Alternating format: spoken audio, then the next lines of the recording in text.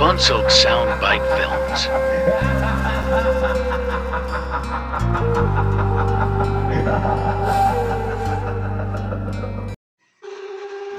Good evening, or good morning, and welcome to Von Silk Soundbite Films.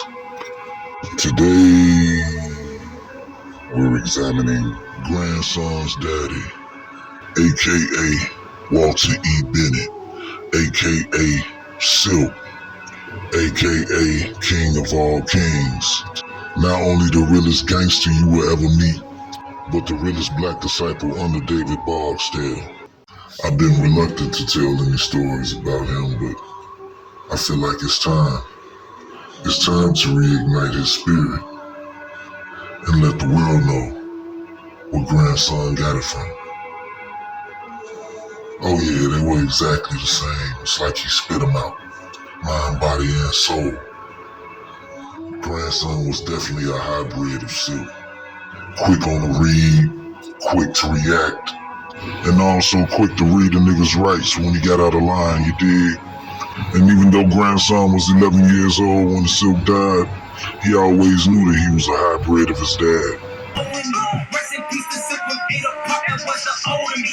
That's why Grandson's murder is so hard to accept, because it feels like I lost him twice. Gotta relive that pain all over again, you dig? He was more than just a street legend to me. He was like my big brother, my teacher, my sensei, and he could never be replaced.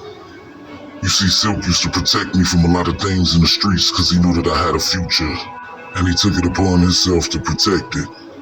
And it was my job not to let him down, and he did his job in spades, because I'm still here. And I'm only here because of the tutelage that he gave me, learning how to move in the streets. All of those tactics I learned from him. He taught me to leave the petty shit alone, because if it didn't make dollars, it don't make sense. And always demand your respect in all situations. And always stand on that and who you are. Because growing up, we always encountered a lot of hate because of our stature and how we dress, because of the attention that we got from women. He always taught me how to handle all of that. He was the epitome of pretty boy gangster. But being a pretty boy is just the exterior, because when it went down, he was always the first one on the front line, and he couldn't stand when nobody fucked with me. It kind of puts me in the mindset of that movie Belly, and that relationship that DMX and Nas had.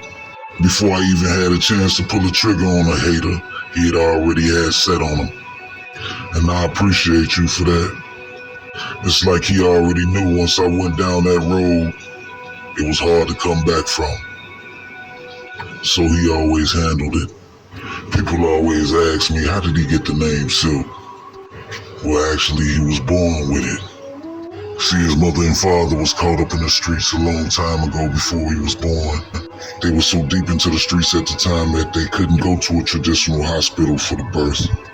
Silk was born by a midwife, and he was born on silk sheets. Yeah, that kind of money. See, Silk's father was a real hustler, a smooth, laid-back gangster. But Silk's mother, on the other hand, she was a real live wire, the blueprint of a trap queen. She was the definition of loyalty, but I can't get into that story. But she is where it all started. Silk's father was the rules and regulations, but his mother brought the pain. She was highly respected in the streets, and she would take you up through there, if need be. Oh no, she didn't play no games. She was Silk before Silk, and also beautiful at the same time. But if you looked at her in her eyes, you could tell that she didn't give a fuck about none of that. She'll whoop your whole ass if you tried her. Them hands was active, you dig? and she never hung out with other females. It's like she stood apart, she stood on her own. And that same attitude spilled into Silk. He was always independent, he always rode by himself. He always told me never trust nobody. And if you absolutely had to take care of some business, do it alone. Cause you ain't gonna tell on yourself. And never let nobody know your movements. Be your own man. You don't have to move in crowds. That was a scripture I carried all through life. Because I learned early that I couldn't trust nobody. And when the shit hit the fan, they hated you so much on the low that they'll smile in your face and the whole time be talking to 12 behind your back. It might be a lonely life at first, but you'll learn to keep your circle small as a Cheerio. You'll find out in the end that you made the right choice. No so-called friend is worth losing your freedom. No woman either. Silk spent 9 years behind the wall in one of the hardest prisons in Illinois, Menard Correctional. And from what I know, he was the only one with a typewriter and a wall full of Jordans in there. He was the only one that could wear his jewelry. He might have been small, but he had a lot of heart. And his bones was even stronger. So when he hit you, it was just like running into a brick wall. He was a highly decorated soldier. So when he came home finally, he was awarded a spot. He ran the BD building on Robert Taylor Homes down on State Street. That's when he really started pulling that major cash. And this is why he became a multi-millionaire. But it was a lot of so-called friends / haters that was praying for his downfall. They never thought that he would last. He proved everybody wrong. And he ran those buildings with an iron fist, the smart way. Because he wasn't stingy, he always wanted to make sure everybody had money in their pockets. He was never greedy, because he never forgot where the fuck he came from. And he always maintained that if the people around you wasn't happy, then they instantly made you a target. And that's the last thing you want around you is some disgruntled employees that you gotta look in the face every damn day, especially if you was planning on making what you was doing a career. I think for them only vice was cars. He loved to ride around in the latest, greatest, slickest whip. So it was only right that he came home and grabbed him. The hottest car out there at the time was a 2005 BMW. He was back like he never left, you dig? Sliding around in this thing looking heavenly, you dig what I'm talking about? He was Silk. Nobody expected anything less. And he always took care of his kids. Even the kids that didn't belong to him. He was just like that. He never wanted to see no kids to do without, especially if he seen something in them.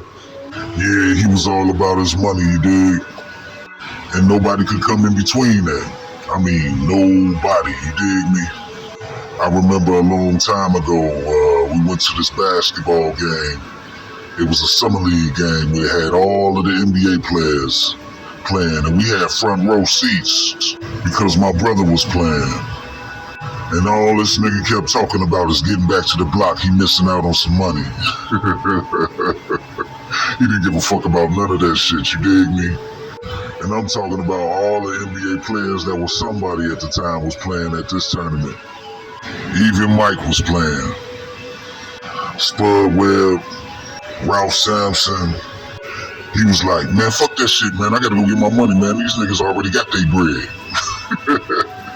And I believe if he had a drove, he would have left us both there. He ain't get no fuck, man. He was mad as a motherfucker, though, that he missed out on some money, man, by being at that fucking game. That nigga ice grilled me all the way back to the crib, straight up. And here I am thinking that, you know, he'd enjoy himself, because that's what we did growing up doing, was playing basketball. He didn't give a fuck about none of that shit. He chose his route, and damn it, that's the route he was going, and he was gonna stick to it. He was good at that shit. I couldn't be mad at him. But he was sure enough mad at me. And my brother. He was just real like that. Well, I hope y'all enjoyed this story. I got plenty more to come, so stay tuned. This has been a Von Silk Soundbite Film Production. Make sure you like, share, comment, and subscribe. Let's go. Let's get these numbers up. Bunsoak Soundbite Films. Stay tuned to the real one.